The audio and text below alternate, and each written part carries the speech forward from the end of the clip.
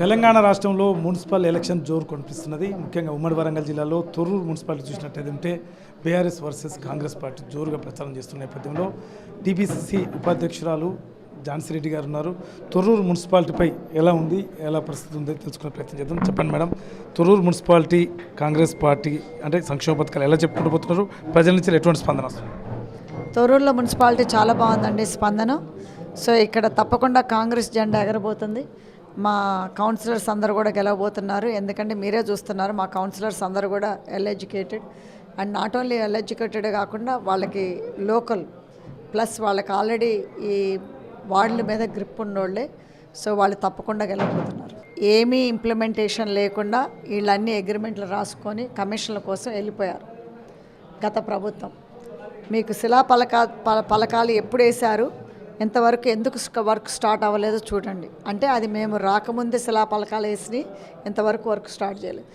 Implementation అది approval వేరు, paper work approval రావటము ప్లస్ ఫండింగ్ రావటం వేరు. ఉత్త నామకే వాస్తులాగా ఎలక్షన్స్ ముందు జనాలను మొబ్బు పట్టేయటం కోసమని పలకత్త వేసింది వేరు. సో మా ఎమ్మెల్యే గారు ఏం చేయలేదు. వాళ్ళు ఏదో మేము చేస్తున్నాము, మేము తెచ్చుకున్నాము, ఇంకా వీళ్ళు ఏం చేయట్లేదని చెప్తున్నారు.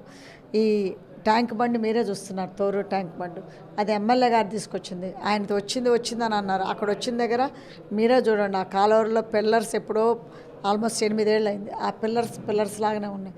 పోనీ మేము వచ్చింది 2 ఏళ్ళు, మేము రాకముందు ఏం చేశారు వీళ్ళు? చేశారా? చేయలేదు. సో అదేవిధంగా అది ట్యాంక్ బండి ఎమ్మెల్యే గారి ఖాతాలోనే వస్తుంది, అది చేసినారు. మరి ఇంకా ఇప్పుడు 9 కోట్లు కూడా ఆల్రెడీ మొన్న శాంక్షన్ అయినాయి. సో మన ప్రభుత్వం అధికార పార్టీలో ఉన్నది కాబట్టి తప్పకుండా మనకు డెవలప్మెంట్ కానీ మనకు ఫండ్స్ కానీ వస్తాయి. ఎందుకంటే ఇంకా 3 ఏళ్ళు ఉంది మన కాంగ్రెస్ పార్టీ. సో అదేవిధంగా మన ఎమ్మెల్యే గారు కూడా మనకి 3 ఏళ్ళు కాదు, ఇంకా రాబోయే 5 ఏళ్ళు కూడా మన ఎమ్మెల్యే గారు ఉంటుంది. కాంగ్రెస్ పార్టీ గెలుస్తుంది.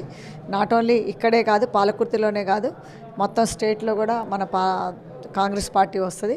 సో కాంగ్రెస్ పార్టీ ఓటర్స్ అందరికీ కూడా నేను మున్సిపాలిటీ ఓటర్స్కి కూడా ఒకటే చెప్పేది, మీరు వాళ్ళకి 10 ఏళ్ళు అవకాశం ఇచ్చారు. 10 ఏళ్ళు కూడా ఇంకా నీళ్ల సమస్య ఉన్నది, ఇంకా సైడ్ కాలువల సమస్య ఉన్నది, ఇంకా రోడ్ల సమస్య ఉన్నది. మరి అదేవిధంగా గత 10 ఏళ్లలో కూడా డబుల్ బెడ్రూమ్స్ కడతామని కట్టారు. మరి కట్టడమే కాకుండా ఇంకా ఎందుకు కట్టట్లేదు, ఇంకా ఎందుకు ఇవ్వట్లేదు అని అంటే అత్తింటికి అల్లుడు వస్తే ఎక్కడ పండుకుంటాడు అని ఇంకా ఎక్స్పాండ్ చేస్తున్నామని డబుల్ బెడ్రూమ్ అని చేసి మరి ఇంతవరకు ఒక్కళ్ళు కూడా డబుల్ బెడ్రూమ్ వాళ్ళు పంచిన పాపాను పోలేదు. రేవంత్ రెడ్డి రాష్ట్ర ప్రభుత్వం ఏదైతే హామీలు ఇచ్చిందో ఆ సంక్షేమ పథకాలు కూడా క్రమక్రమంగా అన్నీ సక్సెస్ చేసుకుంటూ ముందుకు వస్తున్నామని ఝాన్సీ రెడ్డి చెప్తున్నారు. రామరాజుతో శ్రీధర్ రెడ్డి, సాక్షి న్యూస్, తొర్రూరు.